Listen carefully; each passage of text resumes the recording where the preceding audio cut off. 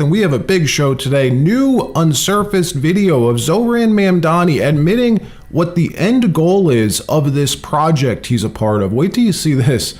Also, brand new tariff data coming in. Revenues collected thus far from Trump's tariff policy shooting to the moon. Revenues spiking. A new source of revenue for the federal government while inflation is falling. I don't know. Does it mean all the experts were wrong again?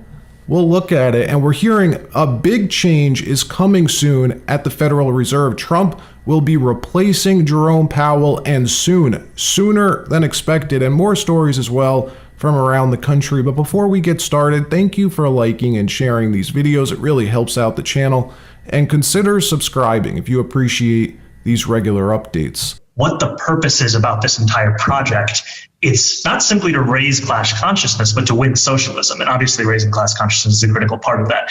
Never before seen footage of New York City's newest mayoral nominee, Zohran Mamdani, being released yesterday. This video appearing to have been recorded months ago during a Zoom call he had trying to raise money for his campaign. Politicians, they do this a lot. They hold calls with rich donors trying to convince them to support their campaigns. Well, on this video call, we don't know who he had the call with, but we do know he let it rip, admitting the bigger goal, the end goal, he calls it, of this project. Roll the tape.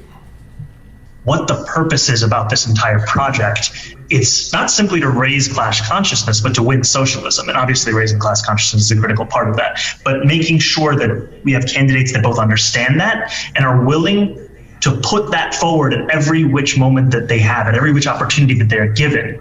We have to continue to elect more socialists. And we have to ensure that we are unapologetic about our socialism. There are also other issues that we firmly believe in, whether it's BDS, right, or whether it is the end goal of ceasing the means of production, where we do not have the same level of support at this very moment. And what I want to say is that it is critical that in the way that we organize, in the way that we set up our work and our priorities. All right, let's stop it right here. What we just heard is pretty remarkable. Something no American politician has ever said, ever. Admitting the goal is to seize the means of production. Bernie Sanders, for instance, was very careful not to cross that line, because once you do, you're no longer a democratic socialist. You can't call yourself that anymore. You're a Soviet socialist, a Cuban socialist. There's nothing democratic about centralized government controlling capital and the means of production. This is like such a bigger, detailed discussion. Let's just finish the video first.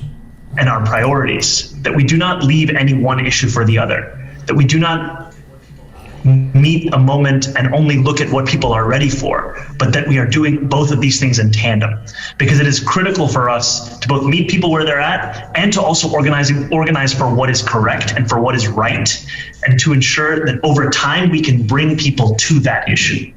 The ramifications of victory here is the difference between life and death for so many of our brothers, sisters, and family beyond the binary across this borough of Queens. It's the difference between having cash bail anymore not. It's the difference between having sex work be decriminalized. And sex work, decriminalized. And with every battle that we fight as socialists, we need to remember what the stakes are and ground ourselves in them, and why those stakes are important and critical to us as individuals. Oh, decriminalize sex work. Why don't we have government-run sex work? Stay consistent, Zohran. Look, I've been noticing something very interesting with this guy. He's using Donald Trump's political playbook.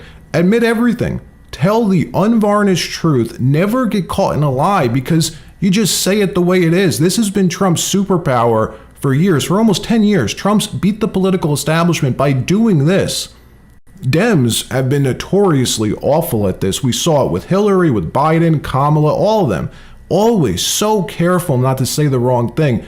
Everyone knowing they are dishonest. Biden was a corpse. They tried to hide that from us. Kamala, dumb as a rock. They tried to hide that from us. This guy, finally, a real contender, and he's unabashedly honest with his beliefs. That's what it seems like. So when people say democratic socialist, right? And I'm curious what you think this means. I mean, do you like capitalism? No, I have many critiques of capitalism. And I think ultimately the definition for me of why I call myself a democratic socialist is the words of Dr. King decades ago. He said, call it democracy or call it democratic socialism. There must be a better distribution of wealth for all of God's children in this country.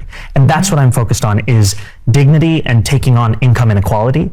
And for too long, politicians have pretended that we're spectators to that crisis of affordability. We're actually actors, and we have the choice to exacerbate it, like Mayor Adams has done, or to respond to it and resolve it, like I'm planning to do. In my opinion, if you don't like capitalism, you shouldn't be in America. Go somewhere that doesn't have it. The reason is simple. America is a free country. The Declaration of Independence, the Constitution, everything about this country was structured to have as little government control as possible. We're not a democracy. We're a republic. The founders did that. Why? To prevent centralized control. Each state has its own constitution. We're like 50 countries in one.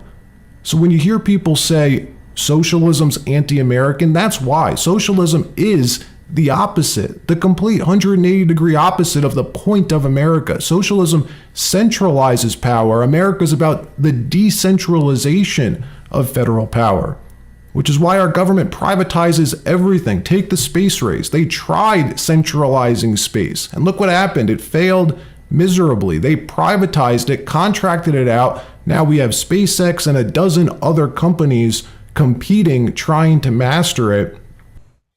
This isn't just about Mr. Mamdani as an individual. This is about the message that the people of New York City are trying to send to our party. I think my concerns are well known, but obviously there are many in the Jewish community who are worried about his positions. I'm not a socialist, and I don't believe in socialism. What's your reaction to what happened in New York this week with Zohran Mamdani, a Democratic socialist, winning the nomination for mayor? Does that concern you at all? Their election is still in process, but congratulations to the nominee for the Democratic Party. My focus politically is strictly winning the House, so that's where my focus is. Non-committal Nancy Pelosi on that one. But what's interesting... Now, I should say, people do have critiques of capitalism today, but they're not critiquing raw capitalism. They're pointing out the failures in our system, crony capitalism. That's what they're really talking about, which in recent decades has exploded. Crony capitalism's when success in business doesn't depend on the quality of your product or your service. You could have the best company in the world, but if you don't know the right people, it doesn't matter. It's built on close relationships between business leaders and government officials rather than on fair competition. It involves favoritism, where your friends in government create specific policies like subsidies, tax credits, regulations to benefit your company over the competition, which is what we have in large part today. You can see this in real time. Elon Musk, go on X right now, look at Elon Musk's feed. He is furious right now that Trump's doing away with his EV tax credits and his subsidies in the BBB, his big beautiful bill. Trump's saying, why do Americans have to pay for your business to be successful? It should be fair. If you have the best product, Elon, then it won't matter.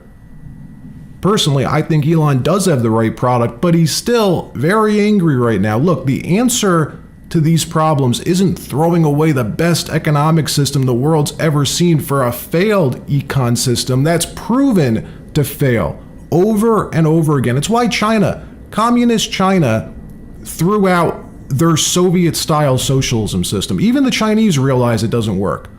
Well, Zohran Mamdani says, oh well, we want it, and we're doing it.